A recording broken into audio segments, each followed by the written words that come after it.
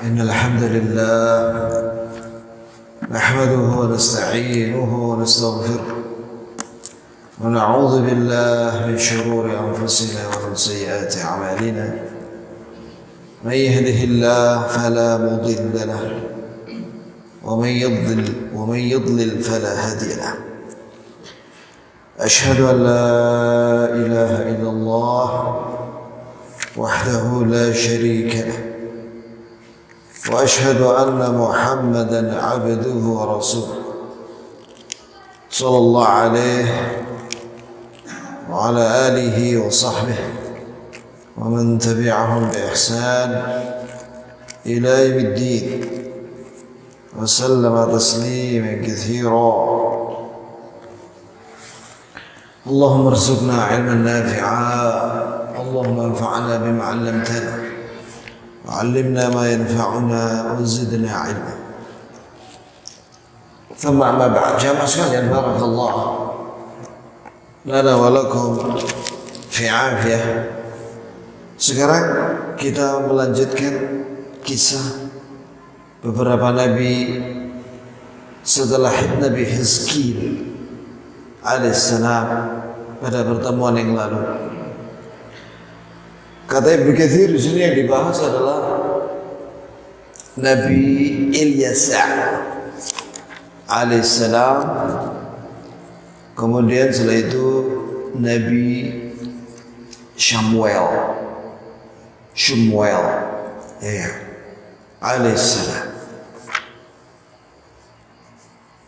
Kisah tentang Nabi Ilyasa di dalam Al-Quran tidak banyak. Allah Azza wa Jalla sebutkan dalam surah Al-An'am ayat 86, wa Ismail wal Yasa'a wa Yunus wa Luta wa kullan faddalna 'alal 'alamin. Dan ceritakanlah tentang Nabi Ismail dan Nabi Ilyasa dan Nabi Yunus dan Nabi Lut. Semuanya, yang empat nabi itu dan rasul itu, kami beri kelebihan atas seluruh manusia, yaitu diangkat jadi nabi dan rasul alaihi wassalatu wassalam. Begitu pula jamaah sekalian, dalam surah Sad ayat 48 Allah Azza wa Jalla berfirman, wadhkur Ismail wal Yasa' wa dhal kifl wa kull min al akhyar. Dan sebutkanlah kisah tentang Ismail dan Ilyasa dan Dhul Kifli alaihi wassalatu wassalam. Semuanya itu termasuk orang-orang yang terbaik. Kata Ibnu Katsir dengan sanadnya, di sini disebutkan sanad sampai kepada Hasan al-Basri rahimahullah, seorang tabi'in. Qala kana ba'da Ilyasa alaihi wassalam.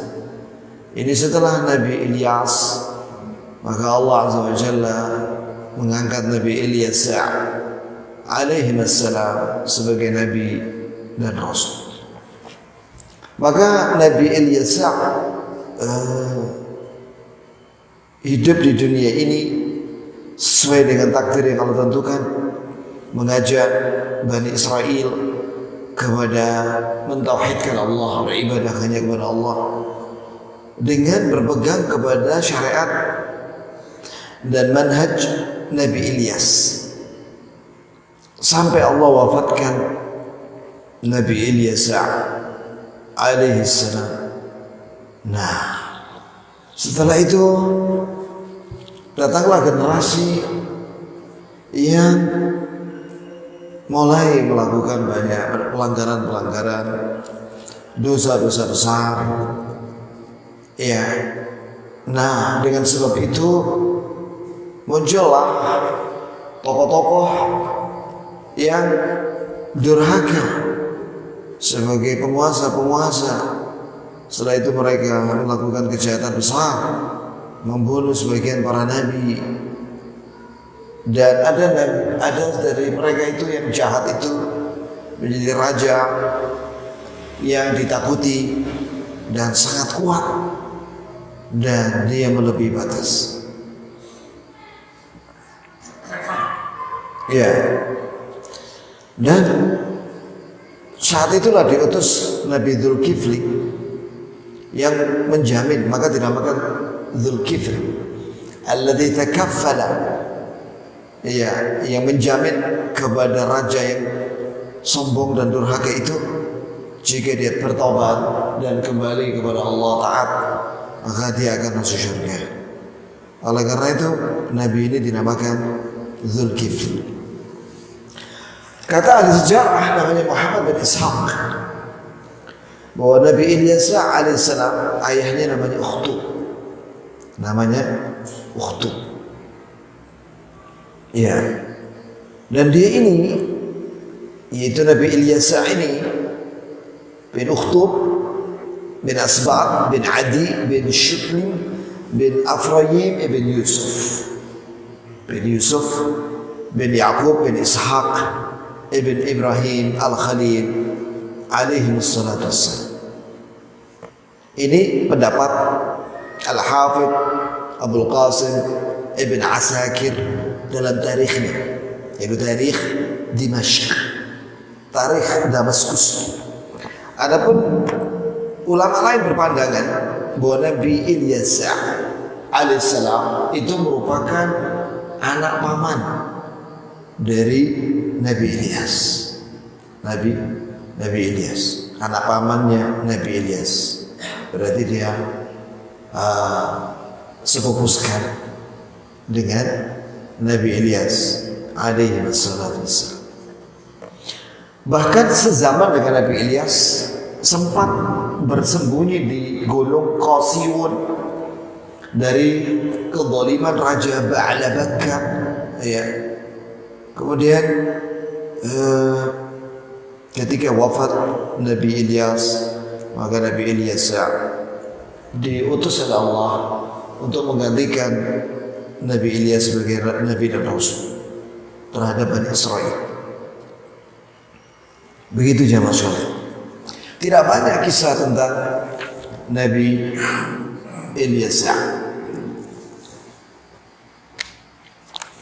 Tapi sebagaimana yang Allah beritakan dalam Al-Quran secara umum, surat Al-Anbiya ayat 25, "Wa ma arsalna min qablika min rasul illa nuhi ilaihi annahu la ilaha illa ana fa'budun."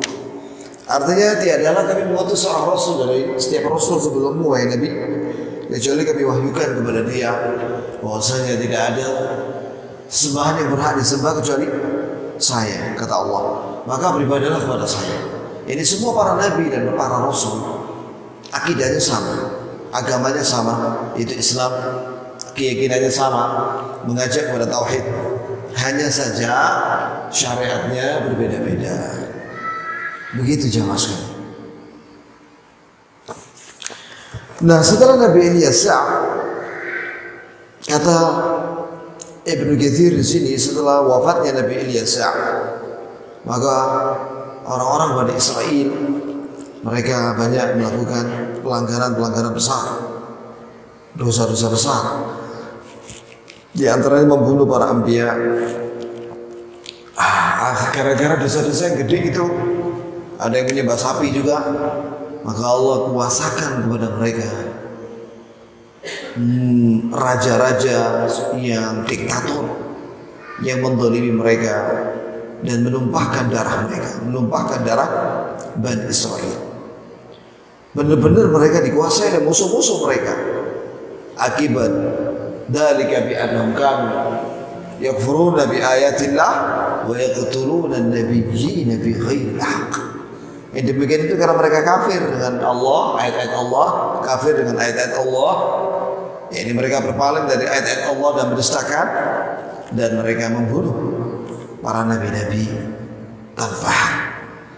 Nah, akibat dosa-dosa yang gede itu Allah kuasakan musuh-musuh mereka atas Bani Israel.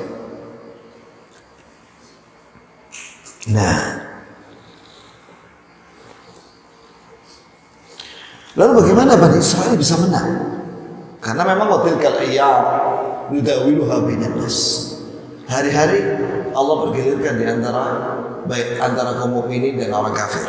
Ini kadang orang kafir menang, kadang orang mukmin menang.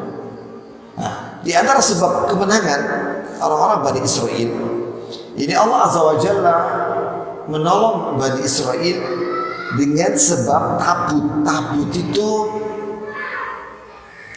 wadah, ya, yang disebut oleh Ibnu Katsir dulu itu dijadikan tempat oleh malaikat untuk mencuci jantungnya para nabi dan rasul atau rasul yang dikehendaki Allah.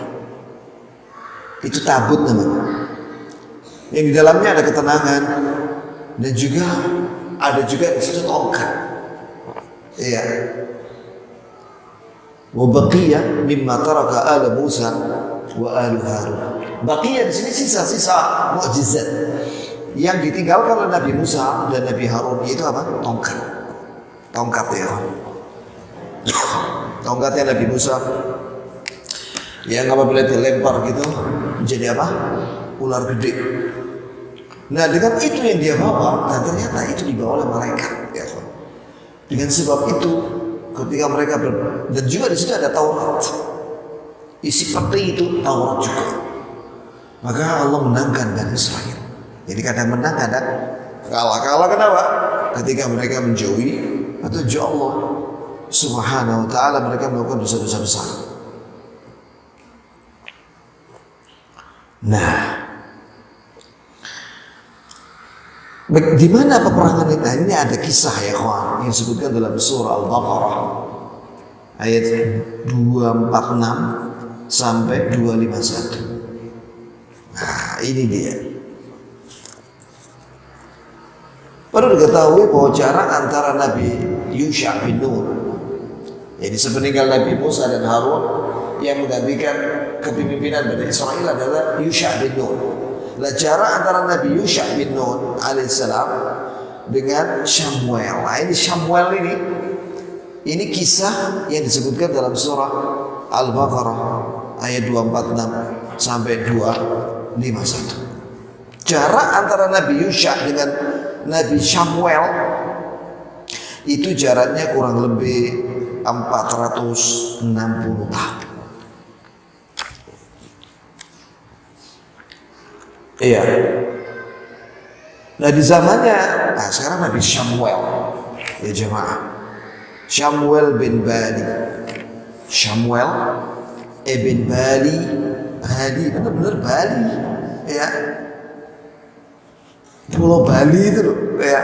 Nah, di sini juga Bali. Itu nama bapaknya Nabi Syamuel, Ibn Alqamah, Ibn Ham. Kayaknya beda deh maknanya ya.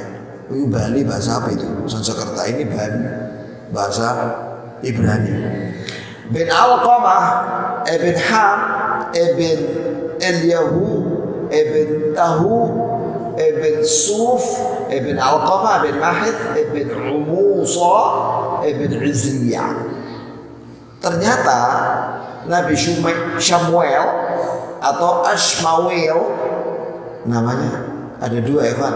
Menurut ahli sejarah bisa Syamuel atau Ashmawel.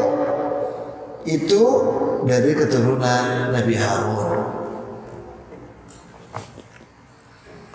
Sehingga kalau dari keturunan Nabi Harun namanya Ashmawel ibn Halfaqa.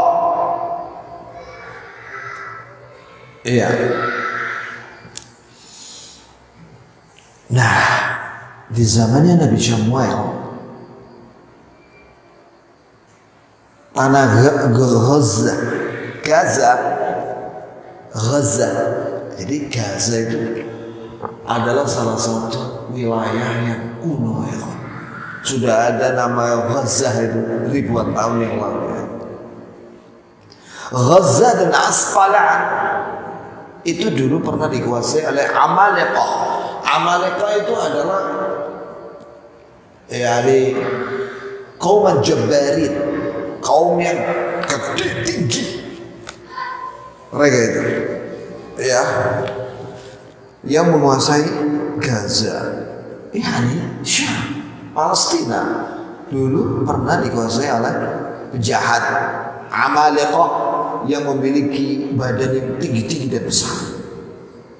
Mereka bahkan membunuh Bani Israel dan menjadikan anak-anak laki-laki Bani Israel sebagai tawanan perang, dan sebagian dijadikan budak.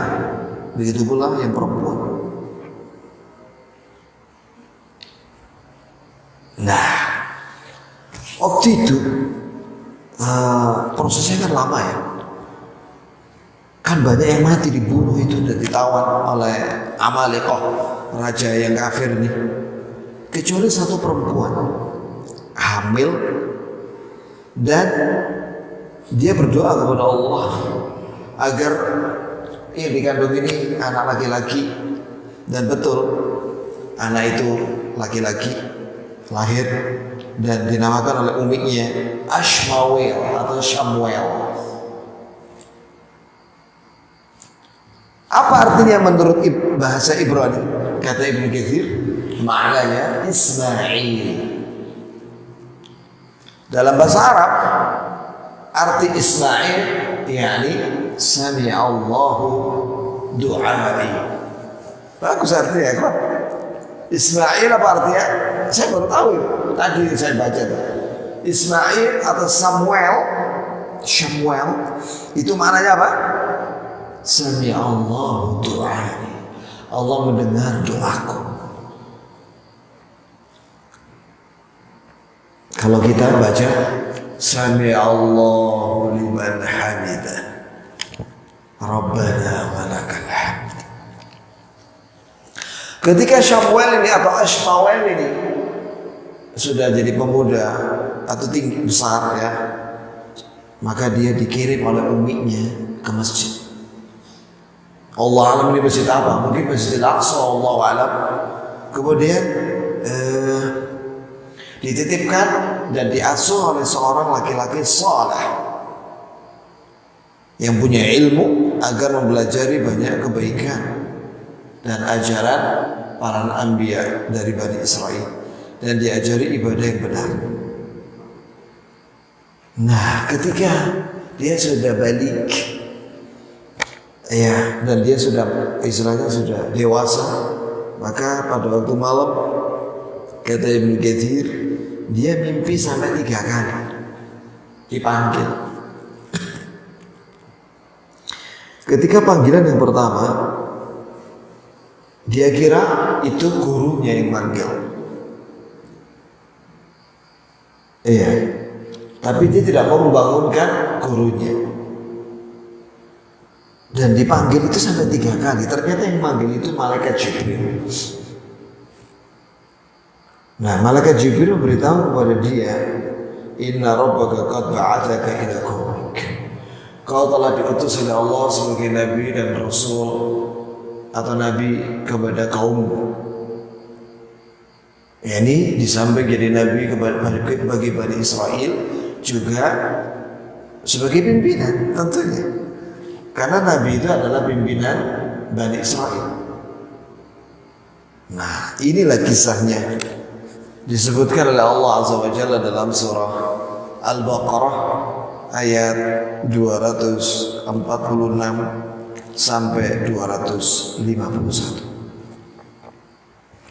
Allah Azza wa Jalla berfirman, "Alam tara, apakah kau tidak memperhatikan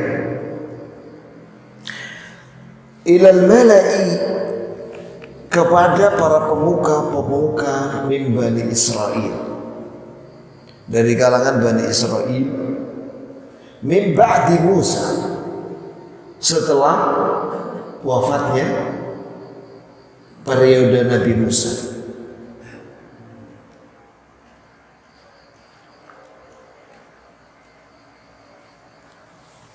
Ya, siapa itu Nabi setelah Nabi Musa? Ini jaraknya lama ya Pak. Jadi setelah wafatnya Nabi Musa, Nabi Harun, itu ada Nabi Yusha bin Nun, dan jaraknya dengan Samuel 460 tahun. Ini, ya. Di saat itu Bani Israel dikuasai sama musuh-musuh. Idqan, ketika mereka, siapa mereka ini? Bani Israel. Bani Israel berkata kepada nabi mereka, idqalu linabiyyin lahu, ketika mereka Bani Israel berkata kepada nabi mereka, siapa di sini?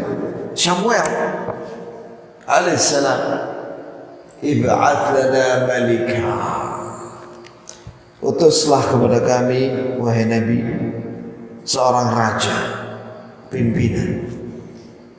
Nuqatil fi sabilillah, kami akan berperang di jalan Allah dengan dipimpin oleh panglima itu, Malik itu. Nah, begitu ya kawan.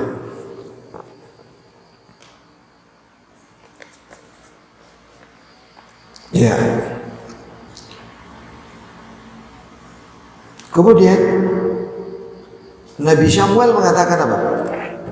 Qala hal asaitum in kutiba alaikumul qitalu alla tuqatilu.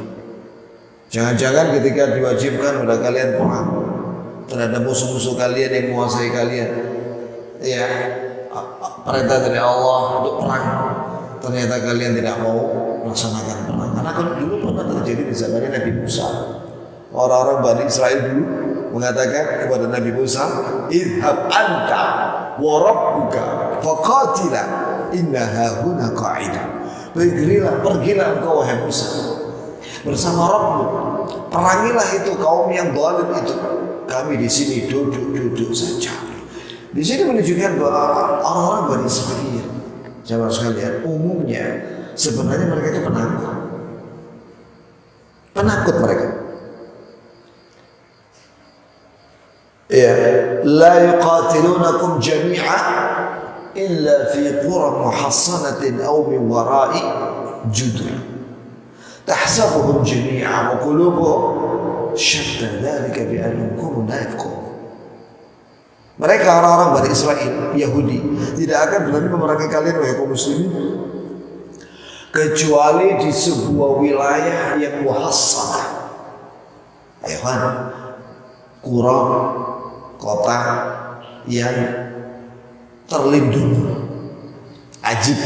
Kalau di zaman Nabi SAW, orang-orang Yahudi, mereka itu kalau di Madinah, saya pernah kunjung ke tempat rumahnya Ka'ab bin Ashraf Yahudi di Madinah, dan beserta dulu di situ adalah wilayahnya orang perkampungan orang Yahudi di zaman Nabi SAW 14 abad yang lalu. Itu wilayahnya di daerah dataran tinggi di pinggiran kota Madinah. Kenapa mereka milih dataran tinggi? Sebab menurut teori perang, kalau di zaman dulu perang itu yang menang itu biasanya posisinya ada di dataran tinggi, karena mudah untuk melempari musuh yang di bawah dengan apa? Dengan panah. Sekiranya dari bawah dilempar panah, mudah untuk ditangkis karena ketahuan. Ketika mau lempar ketahuan, melempar dari bawah tangkis. Jadi mereka terlindungi. Dan juga ketika perang Khaybar, orang-orang Yahudi itu di utara kota Madinah, mereka itu juga membuat benteng di dataran tinggi Khaybar. Sampai sekarang masih ada, walaupun sudah sebagian besar rusak. Kalau zaman sekarang, Qura muhassanah, Israel yang terlindungi dengan apa ya? Iron Dome, yaitu penangkal rudal dan penangkal roket.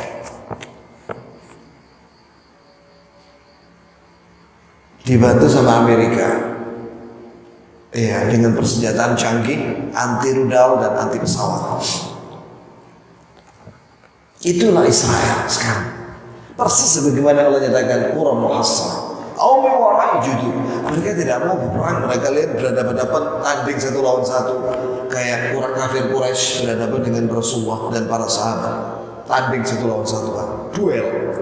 Kalau orang Yahudi di balik tembok, singitan gitu, wah begini, leceh orang-orang Yahudi sebenarnya. Sampai sekarang, coba lihat, mana berani? Mereka itu cuma ngobong. Coba datang pasukan mereka, ada dapat tembak-tembakan, tidak berani mereka. Dan banyak kalah mereka. Allah musta'an. Semoga Allah Azza wa Jalla menolong kaum muslimin di Gaza dan Palestina dan seluruh dunia. Allah binasakan musuh-musuh kaum muslimin. Amin ya Rabb. Tahsabuhum jami'a wa qulubuhum syatta. Kalian menyangka bahwa orang Yahudi bersatu, sedangkan hati mereka tercerai-berai. Yang demikian itu karena mereka kaum yang tidak paham. Nah, ini Bani Israel, ini yang Muslim sekarang yang kita ceritakan ini. Kalau mereka berkata, orang-orang Bani Israel berkata, wa ma lana an la nuqatila fi sabilillah. Bagaimana kita tidak berperang fi sabilillah? Law wa qad ukhrijna min diyarina wa abnaina. Kita diusir dari tanah kita oleh musuh-musuh kita, dan anak-anak kita dibunuh dan ditawan sama mereka. Falamma kutiba alaihim, ini singkat ceritanya, ini di awal singkat cerita oleh Allah. Falamma kutiba alaihimul qital tawallaw. Ketika telah diwajibkan perang kepada mereka, ternyata sebagian besar mereka berpaling.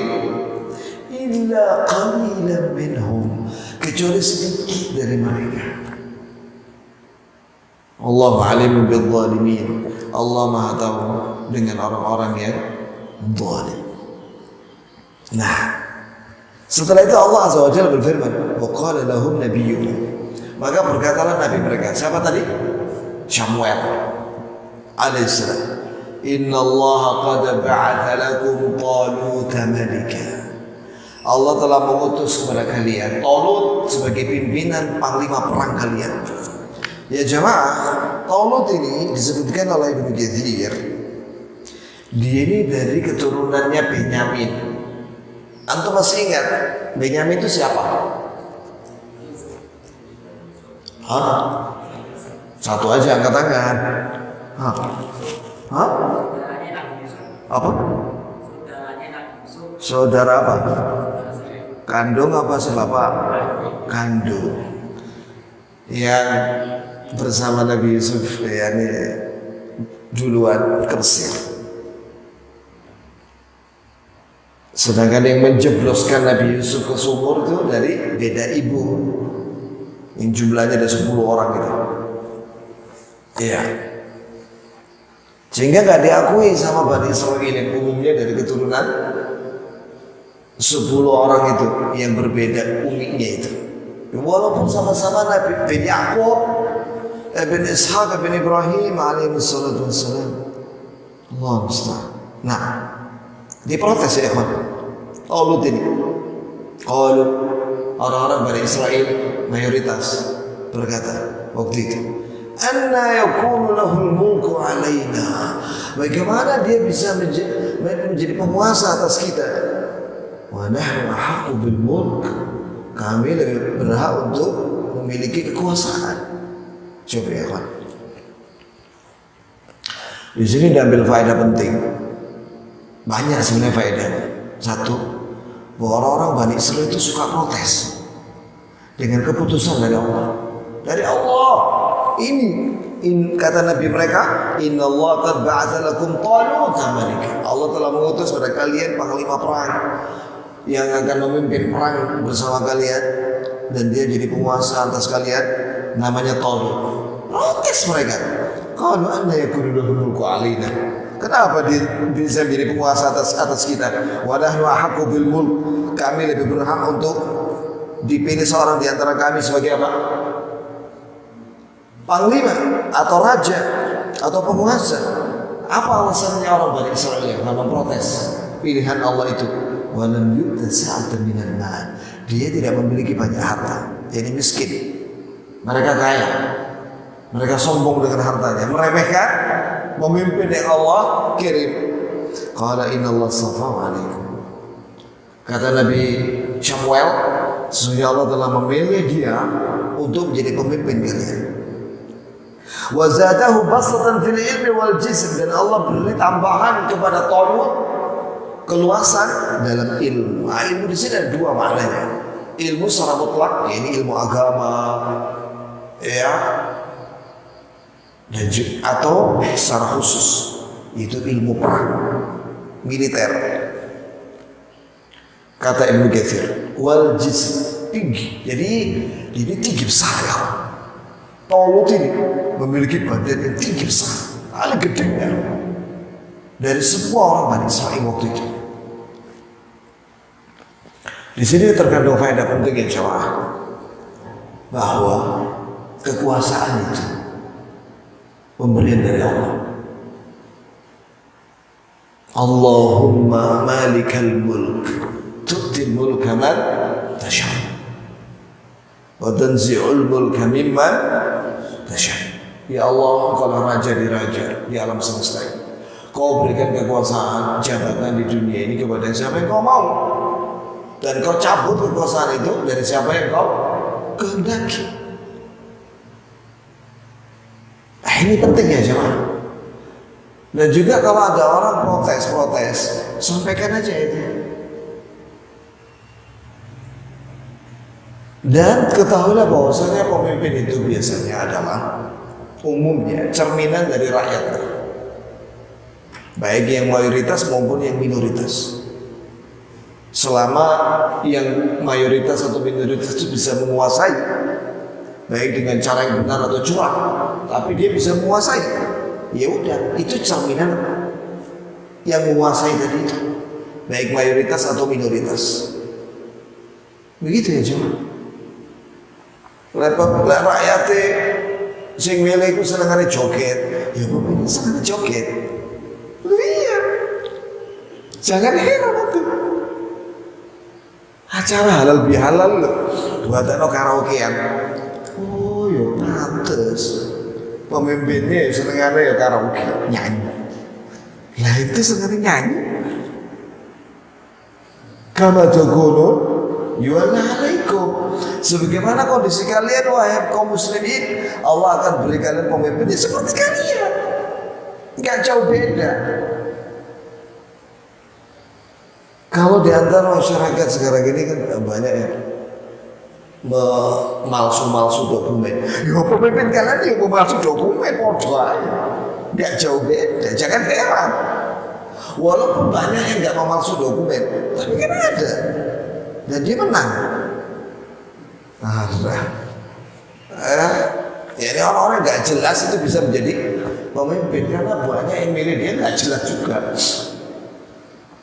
Menurut ya kan?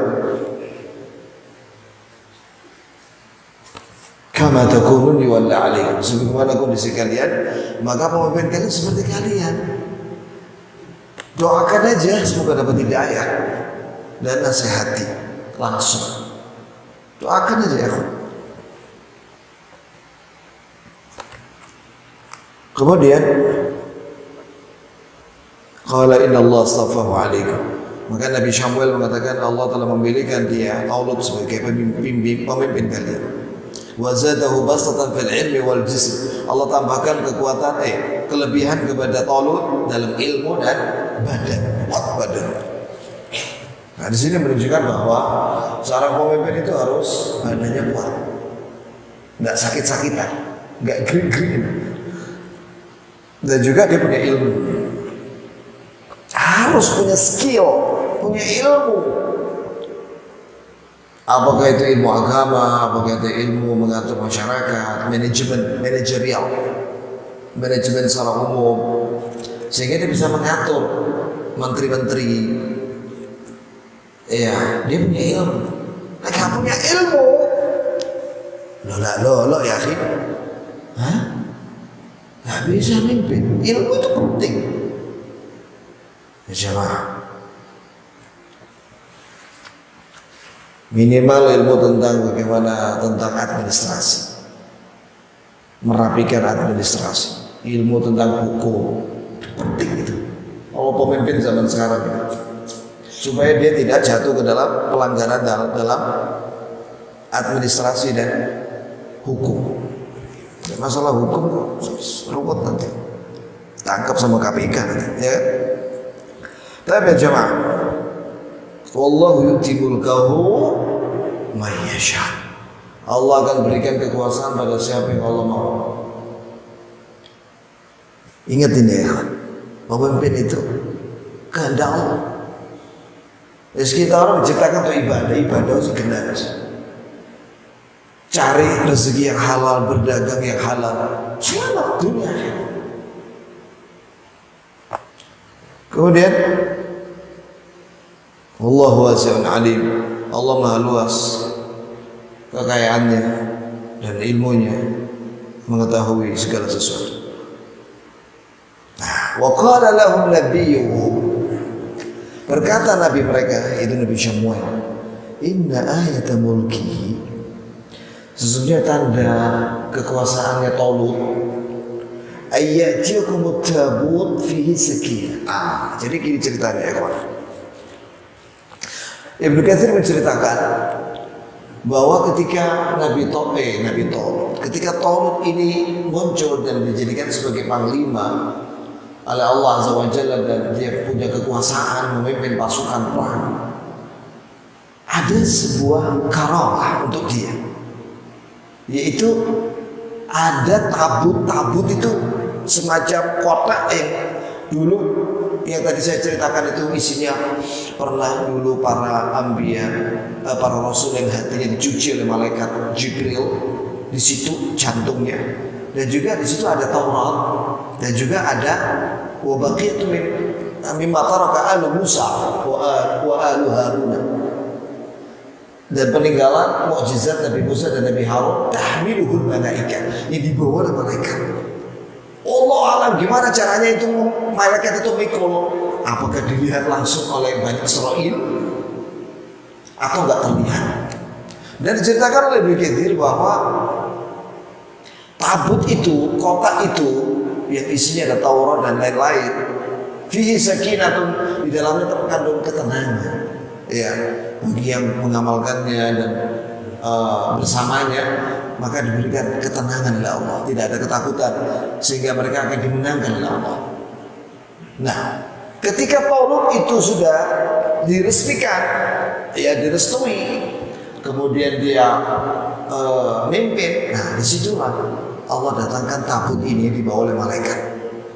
Sebelumnya tabut ini pernah dicuri ketika Bani Israel banyak melakukan dosa dan pembunuhan terhadap nabi-nabi mereka, maka tabut ini dicuri oleh musuh mereka, disimpan. Dan aciknya ya kawan, tabut ini kan disimpan di bawahnya berhala, ya di bawahnya berhala. Malamnya, paginya posisinya sudah di atas. Siapa yang meletakkan di atas? Malaikat, atas izin Allah. Tahmiluhul malaika, di bawah malaikat. Mukjizat itu. Taurat, lembaran Taurat, kitab Taurat. Kemudian juga ada tongkatnya Nabi Musa juga di situ. Nah, karena setiap habis diletakkan di bawah, naik ke atas paginya, malamnya diletakkan di bawahnya berhala gitu, naik lagi ke atas. Terus begitu, akhirnya takut mereka. Akhirnya apa? Dikirim dengan menggunakan onta, ya, dibawa oleh seseorang, diserahkan kepada Bani Israel bertepatan dengan munculnya Talut ini. Tahu ya Pak? Nah itulah maksud daripada ayat ini. Fihi sakinatun min rabbikum. Di dalam tabut itu, kotak itu terkandung apa? Tapi itu bukan kotak sembarangan ya Pak. Ada yang bilang itu terbuat dari emas. Iya. Kemudian fihi sakinah, di dalamnya ada ketenangan. Ini barang siapa yang bersama tabut itu dan mempelajari Taurat, ya, kan ada yang ulamanya membacakannya atau Nabi membacakan. Nah itu mereka akan mendapatkan ketenangan min rabbikum, dari Rabb kalian, wa baqiyah, dan ada sisa mimma taraka alu Musa, dari apa yang ditinggalkan oleh Nabi Musa, wa alu Harun, dan juga ditinggalkan oleh keluarga Harun dari mukjizat, di antaranya tongkat. Tahmiluhul malaika, tabut ini, kotak ini dibawa oleh malaikat. Allah alam, kata Ibnu Katsir, gimana caranya sampai tabut itu pada Talut dan dibawa oleh Bani Israel, sebelumnya dibawa oleh malaikat. Apakah nampak oleh Bani Israel? Ada yang bilang nampak. Nah, ini kemuliaan bagi Bani Israel waktu itu. Ada yang bilang nggak nampak, sebagaimana sekarang malaikat nggak nampak. Ya, tapi kita beriman. Kemudian inna fi dzalika laayatan lakum in kuntum mu'minin. Sesungguhnya itu tanda kebesaran dan kekuasaan Allah dan keesaannya bagi yang beriman. Jadi maksudnya begini ya kawan. Setiap tabut itu bersama Bani Israel, mereka akan menang dalam perang. Iya. Dimenangkan oleh Allah. Wa man nasru illa min indillah. Setelah itu falamma fasala Talut bil junud. Ketika Talut sudah memimpin pasukan, ya, jumlahnya puluhan ribu ya. Allah alam yang pasti berapa, pokoknya puluhan ribu pasukannya itu dari 12 keturunan putranya Nabi Yakub. Itu kan ada 12 kabilah Bani Israel, itu puluhan ribu itu. Adzan dulu ya, adzan dulu baru kita lanjutkan sedikit sampai selesai. Karena kalau ditunda lagi hilang ceritanya nanti, nggak nyambung.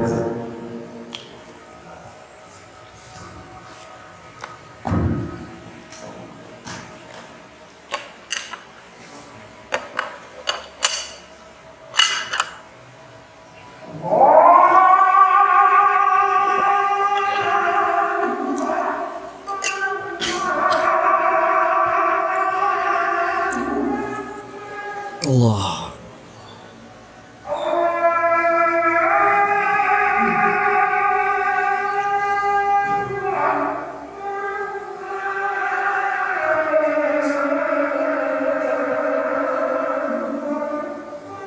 Allah.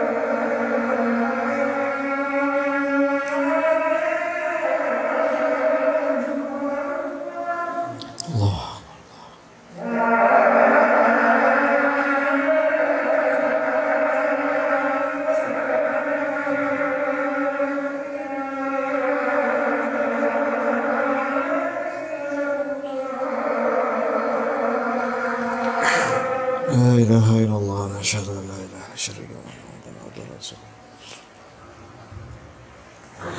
Falamma fasala Talut bil junud, ketika panglima perang Bani Israel itu Talut sudah mengerahkan pasukan dia Bani Israel yang jumlahnya puluhan ribu, berkata Talut, innallaha mubtaliikum binahar, sungguh Allah telah menguji kalian dengan sungai. Sungai ini ada di Yordania. Jadi posisi musuh itu ada di balik sungai.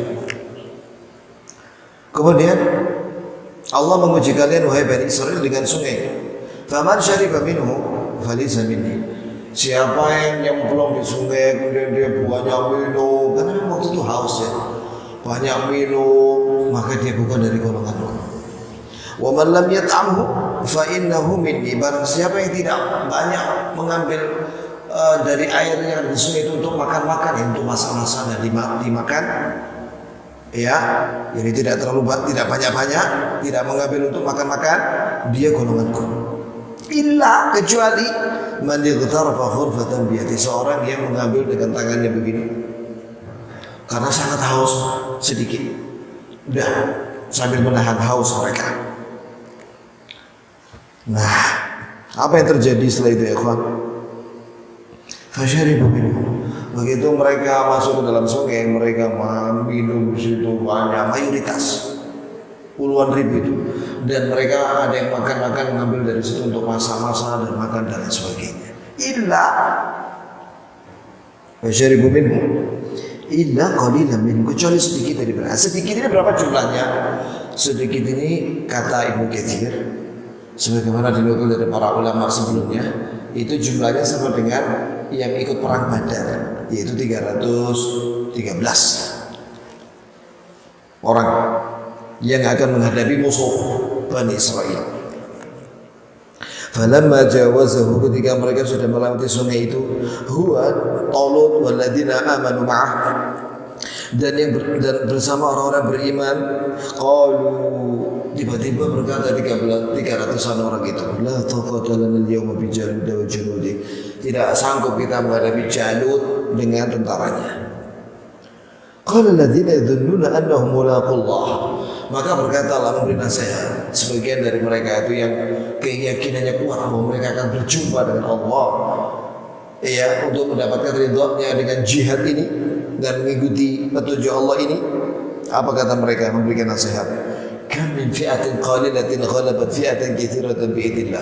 Berapa banyak jumlah yang sedikit bisa mengalahkan musuh dalam jumlah yang lebih banyak, iya, dengan izin Allah. Allahu ma'as sabirin, dan Allah bersama menolong orang-orang yang sabar. Dan terjadilah itu. Jadi jumlah yang sedikit bisa mengalahkan jumlah yang besar dengan izin Allah. Begitu ya kan? Nah, bukan kan Nabi Isa AS juga dalam sebuah hadis ketika turun nanti pada hari tanda-tanda kiamat yang besar, itu kan berdoa minta kepada Allah agar menurunkan penyakit terhadap Ya'juj wa Ma'juj yang jumlahnya banyak sekali. Tidak sanggup Nabi Isa menghadapi mereka, tapi dengan doa Allah turunkan kemenangan. Nah, di sini menunjukkan sekali lagi bahwa kemenangan itu murni dari Allah. Kadang tanpa perang pun kita dimenangkan oleh Allah. Dengan doa orang yang tulus, yang ikhlas, itu menang sudah umat Islam. Siapa yang menyangka bahwa kemarin Israel itu diazab Allah dengan apa? Api. Turun api dari langit. Barangkali ada di antara umat Islam yang berdoa kepada Allah dengan ikhlas, sehingga Allah turunkan bencana di Israel. Kemudian falamma barazu li Jalut wa junudi, ketika terjadi mubarazah, ini perang tanding, ya, melawan Jalut dan tentaranya, qalu, maka kaum muslimin waktu itu dipimpin Talut berdoa, Rabbana afrigh alaina sabra, wahai Rabb kami, limpahkanlah pada kami kesabaran, wa tsabbit aqdamana, dan teguhkanlah kaki kami menghadapi musuh-musuh kami ini, wansurna 'alal qaumil kafirin, dan tolong kami terhadap kaum yang kafir. Doa ini dikabulkan oleh Allah, fahazamu, maka jumlah yang sedikit tadi itu bisa mengalahkan Jalut dan tentara mereka yang jumlahnya lebih banyak biidznillah dengan izin Allah. Wa qatala Dawud Jalut. Ternyata di situ ada Nabi Daud yang nantinya akan jadi nabi setelah itu. Setelah Samuel. Di situ ada Daud yang membunuh Jalut. Padahal Daud lebih kecil, Jalut gede. Wa atahu Allah. Setelah itu Allah beri kepada Nabi Daud kekuasaan wal hikmah dan hikmah ilmu itu kenabian. Wa 'allamahu mimma yasha dan Allah ajarkan dia wahyu sesuai dengan apa yang Allah mau. Walaula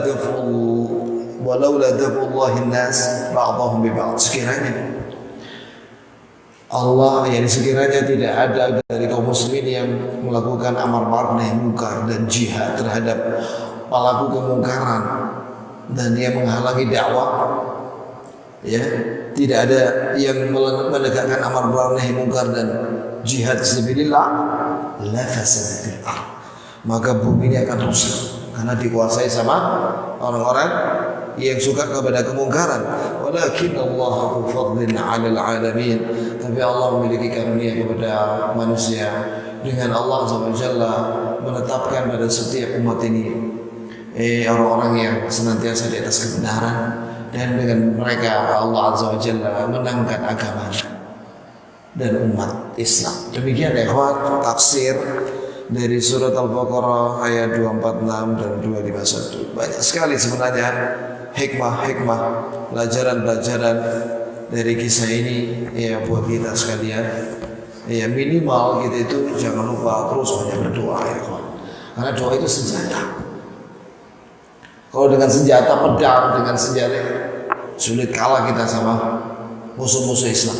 Tapi dengan doa itu senjata yang tidak bisa dikalahkan oleh orang kafir. Begitu ya kawan, doa. Kita berdoa kepada Allah. Maka dengan doa itu kita memohonkan kemenangan untuk kaum muslimin semuanya, dan insya Allah dimenangkan oleh Allah biidznillah ta'ala. Ada pertanyaan kan? Kalau nggak ada saya tutup. Kita akhiri dengan kafaratul majlis. Subhanakallahumma wa bihamdik asyhadu an la ilaha illa anta astaghfiruka wa atubu ilaik.